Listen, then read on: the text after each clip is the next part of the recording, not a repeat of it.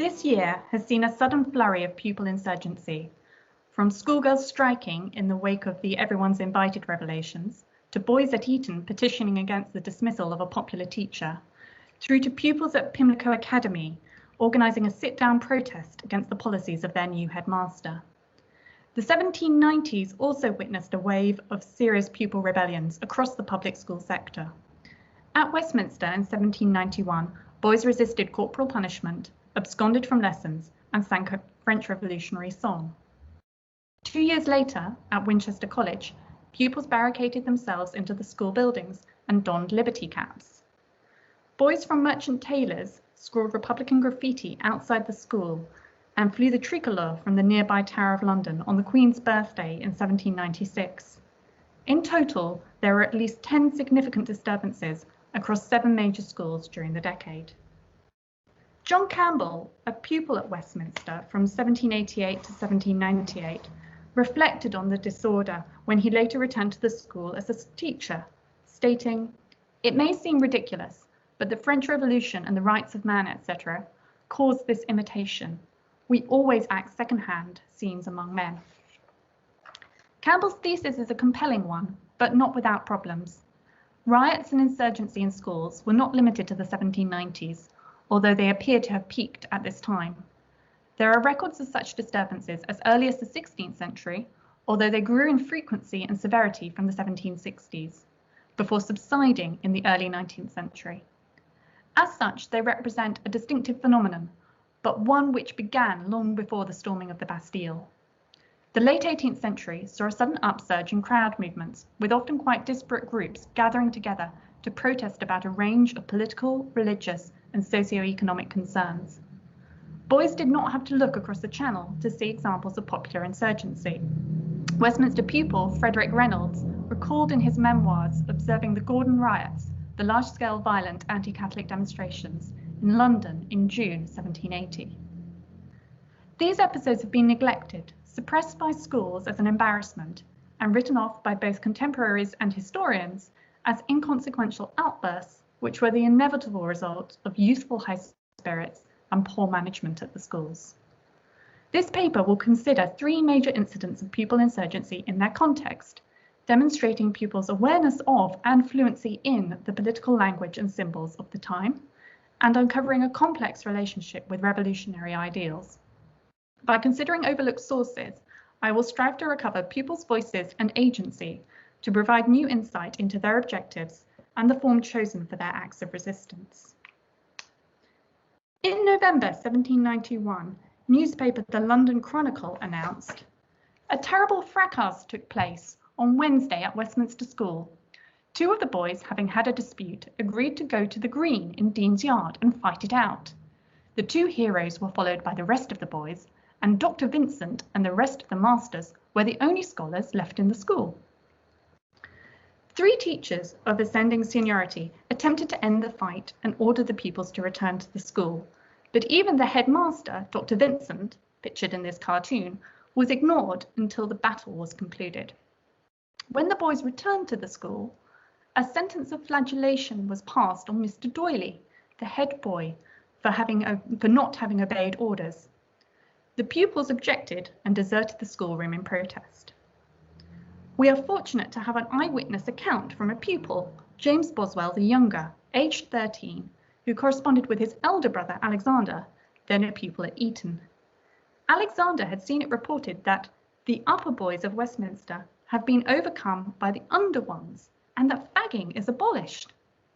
A similar theme is to be found in a letter sent from Westminster pupils to the World newspaper, stating, "The many abuses which had originated in that arbitrary mode of discipline formerly established, induced the senior boys of the present year to check the increasing evil, and voluntarily to remit the exercise of that despotic power which custom and a Gothic system had placed in their hands."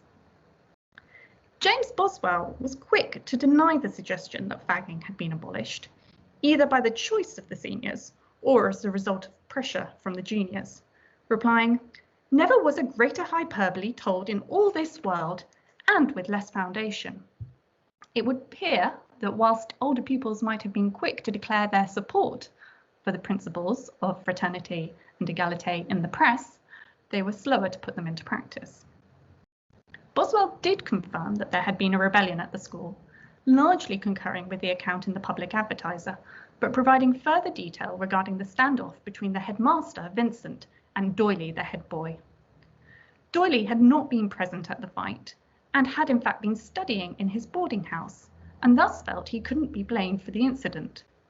It appears that in response to the pupils' outcry, Vincent amended his punishment and instead proposed to set an imposition, a passage to memorise, from Sophocles. When Doyley continued to resist, Vincent left the schoolroom. In his absence, the pupils conferred and unanimously resolved to present the following note to the headmaster. Reverend Sir, as we are convinced of Doyley's innocence, all we request and require is that you will withdraw the imposition you have set Doyley and entirely drop the affair. We are, Reverend Sir, your affectionate scholars, etc. The note was signed by all boys in the top 4 forms and a great many in the 4th, and placed on the headmaster's desk in the schoolroom. Upon reading it, Vincent vowed to God that he would never withdraw the punishment. At this impasse, the whole pupil body marched from the schoolroom, and when they were got into Dean's Yard, they all began a full chorus of Sirrah, Sirrah, the French Revolution song. When the schoolmasters passed, the pupils, they made a point of not removing their hat for the headmaster. Boswell is presumably referring to Ça Ira, a French revolutionary song that became popular in the 1790s, but his inability to correctly spell its title suggests that the meaning of the French lyrics might have been lost on him. The song, coupled with the gesture of not removing their hats, clearly formed a useful shorthand for the boys to express their dissatisfaction with the school authorities, whilst demonstrating and reinforcing their solidarity. The boys remained out of school on Thursday. However, many were visited by their parents and instructed to attend school on Friday.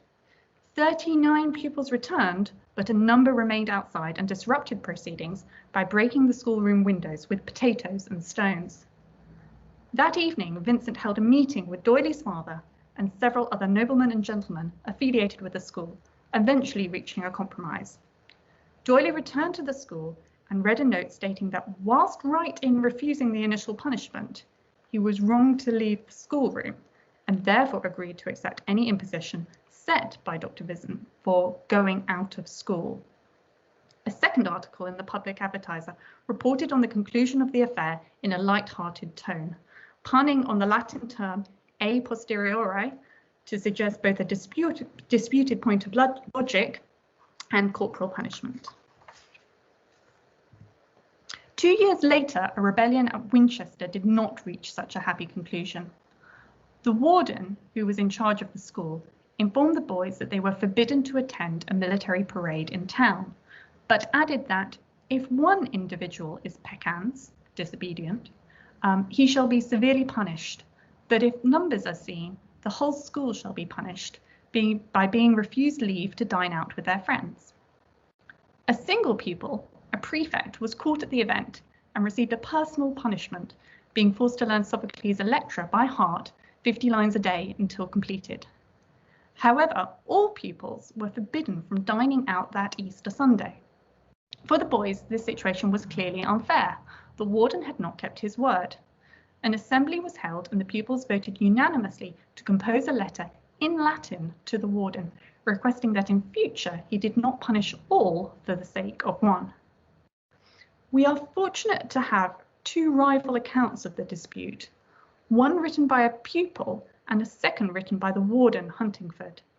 It is telling that Huntingford failed to provide a transcript of the pupil's letter to him sent on Monday the 1st of April 1793, nor their second letter sent days later when the first had received no response. His official account of the rebellion to the school's governing body, New College, Oxford, is corroborated by both sources and stated, "If the scholars are so forgetful of their rank and of good manners as to insult their warden by letters of consummate arrogance and extreme petulance, the warden can give no other answer than that he shall continue to refuse all indulgences till the scholars behave more properly." The pupils had already made a plan for this eventuality. In their assembly, the 41 senior scholars had taken an oath, agreeing that we should not proceed to violent measures till every leader was tried in vain, that if one or more boys be expelled, the rest shall resolutely demand them to be recalled, and not cease till they themselves are expelled, that the assembly shall subscribe their names to this paper and keep their plighted faith, as they will answer for it at the tribunal of Almighty God. Their first act of open rebellion took place on the 3rd of April. The boys acquired the keys of some school buildings and sent a note to the second master, Mr. Goddard, informing him that he was not required in the schoolroom that day. Goddard nevertheless appeared and was hissed by the boys and had marbles thrown at him.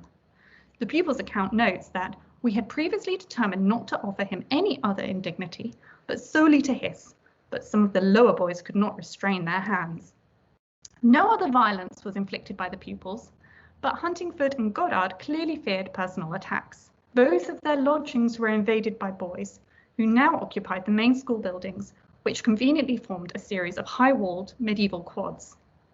The boys secured provisions by breaking into stores and prepared attacks on their position by digging up stones from the courtyard and carrying them to the top of the gatehouse to serve as missiles. And this is a 19th century imagining of the rebellion, showing the boys moving their scobs, heavy sort of desks, to barricade a door. The school eventually resorted to involving the civil magistrates. According to one account, 2,000 townspeople had gathered on the street outside the college to view proceedings. There was concern that any attempt to dislodge the boys from their position using violence would result in the crowd rioting in sympathy with the pupils. The magistrates managed to successfully arbitrate by using a combination of threats and promises. Eventually, the college authorities agreed to offer an amnesty to the boys if arms and keys were surrendered. Unfortunately, this conciliation was short-lived, as it proved unsatisfactory for both parties. The incident which served to reignite the rebellion was the visit of Dr. Budd, the father of one of the prefects, on 9th of April. Budd Jr. was at the heart of the dispute, as he was the boy who had broken the warden's original order by attending the military parade. The school insisted that the boy should resign, and Dr. Budd compelled his son to comply. This brought the pupils' oath into play, and upon receiving a communication from their contemporary Budd that he had been forced out, they resigned their places en masse and left the school. It is important to note that neither the wardens nor the pupils' accounts of the rebellion make reference to the boys adopting liberty caps or revolutionary slogans, a detail popularized by later historians. This element originates in a letter written by the father of one of the rebellion's ringleaders on 11th of April. The boy's father was visited by Mrs. Wharton, the headmaster's wife, who furnished him with a confused account of the most dreadful and formidable riot at the college ever known. He thus notes in his letter that in consequence of a refusal to let the boys dine out on Easter Sunday, liberty and equality became the cry, and the red cap was worn by all who could procure or contrive one. This latter detail is pertinent, as it would surely have been difficult for the pupils whilst under siege to fabricate red caps in any significant quantity. That the only record of this detail should be from a third-hand account written days after the event suggests it might well have been a later embellishment to add drama to the proceedings. For true Republican sentiments, we have to look to Merchant Taylor's school. In 1796, the Court of the Merchant Taylors, which met monthly and, amongst other business, considered the governance of its school, received a letter signed by William Champney, the head monitor. In the letter, consternation was expressed regarding the conduct of two pupils, Richard Hayward and John Gross, who had, for the previous 2 years, been responsible for some Republican graffiti. Statements such as "a king without an head" and "the tree of English liberty without its top branch" had appeared on the walls approaching the school. Matters had come to a climax on Queen Charlotte's birthday, 18th of January 1796, when a tri-coloured silk flag of considerable magnitude was seen flying for 3 hours on the northern parts of the Tower of London. Upon investigation by the commanding officer of the Tower, The flag was found hidden under the bed of John Gross, a scholar at Merchant Taylors' School and the son of the assistant chaplain of the tower. Once discovered, the flag was publicly burnt and Gross was questioned. He confessed that he had erected the three-coloured flag at 7 o'clock that morning and that he had been instructed and advised to do so by Richard Hayward, another scholar at Merchant Taylors' School, next to whom he usually sat, who declared his principles to be for the French Constitution. The appearance of the flag emboldened Hayward and, according to the head monitor's rather florid letter, he proceeded to make infamous insinuations with Republican effrontery to his fellow pupils, who hooted him out of the school. On the following Friday, Hayward returned with his father and Mr. Kidd to protest against his treatment by his fellow pupils. They spoke to the headmaster and subsequently addressed the court in the hope that Hayward could return to the school without further molestation, pleading that he had been a boy at the school 6 years and was standing very forward for the election of St John's College, Oxford, essentially a scholarship to the university. A number of pupils, having witnessed the arrivals of the Haywards and Mr. Kidd, prepared an attack, the true rebellion in this case. According to the testimony of Mr. Hayward, they were insulted and treated with great violence in the school by the boys, and in their retreat were pelted. The head monitor, defending the pupils' actions, claimed that the boys had been waiting, fearful that the visitors meant to insult their masters. He added that they were agitated lest the loyalty, honour and dignity of our school should be implicated in the criminality of those two boys. In its deliberations, the court drew on further witnesses. 3 senior pupils testified that Richard Hayward had been endeavouring to propagate seditious principles. The court also received a second letter signed by 21 fathers of pupils at the school, stating their anxiety for the welfare of our children, dreading the probability of their imbibing principles of disaffection to our established constitution. In the light of the evidence, the court resolved unanimously to expel both pupils, although John Gross had in fact already been withdrawn by his father. They also decided that henceforth the 18th of January should be kept as a holiday for the scholars in memory of the loyalty they had shown. Together, these 3 rebellions suggest a more nuanced relationship between pupil insurgency and the French Revolution. At Winchester and Westminster, pupils responded to unfair actions by authorities who refused to adhere to established rules and precedents by attempting to preserve the status quo. Only once peaceful means of letters and petition had been exhausted did they employ force. In doing so, they did not seek to overthrow the government of their schools, simply to express their dissatisfaction. While some pupils demonstrated fluency in the political language and symbols of the time, these were loosely employed. The connection between the boys' actions and the revolution was more commonly made by the press and other adult spectators. Only at Merchant Taylors' School did pupils truly espouse the ideals of the Jacobins. However, the outburst of insurgency here originated not with those 2 boys, but with the majority of their peers who stood against democratic and republican values. Their unruly actions received praise rather than censure. All 3 events demonstrate the independence and agency of pupils in the late 18th century. Rather than mimicking the political principles of others, they carefully employed tactics which they would have seen used both at home and abroad in the service of their own conservative aims.